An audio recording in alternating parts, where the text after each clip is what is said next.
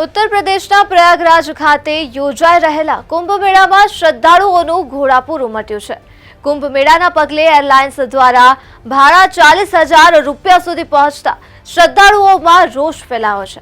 મળતી માહિતી અનુસાર હાલ એરફેરનું અમદાવાદથી પ્રયાગરાજનું ભાડું 6,100 રૂપિયાની આસપાસ પહોંચ્યું છે, પરંતુ મહાકુંભના પગલે એરફેરમાં સામાન્ય દિવસો કરતા અંદાજિત 7 ગણો વધારો થયો છે।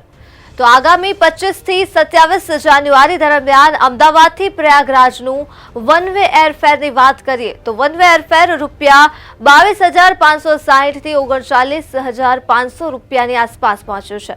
વધતા એરફેરથી નારાજ શ્રદ્ધાળુઓના મતે એરલાઇન્સના ફ્યુઅલનો charge, airport tax, government tax, સ્ટાફનો પગાર, ઓપરેશન કોસ્ટ તથા અન્ય તમામ ખર્ચાની ગણતરી મુજબ એક સરખા હોવા છતાં પણ સવારની ફ્લાઇટમાં, બપોરની ફ્લાઇટમાં અને તહેવારોમાં તથા રજાઓમાં ભાડા 10 ગણા કઈ રીતે થઈ જાય છે। અમદાવાદ પ્રયાગરાજની એક ટિકિટની વાત કરીએ તો એક ટિકિટ હાલ 40,000 રૂપિયામાં વેચાઈ રહી છે। તે એક પ્રકારની લૂંટ નથી તો બીજું શું છે? શું સરકારનું વધતા એરફેર પર કોઈ જ પ્રકારનું નિયંત્રણ નથી? જાણકારોના મતે લો કોસ્ટ એરલાઇન્સ મુજબ અમુક ટિકિટ લો કોસ્ટના નામે વેચી બાકી બધી જ ટિકિટો ડબલ અને 3 થી 5 ગણા ભાવે વેચાતી હોય છે।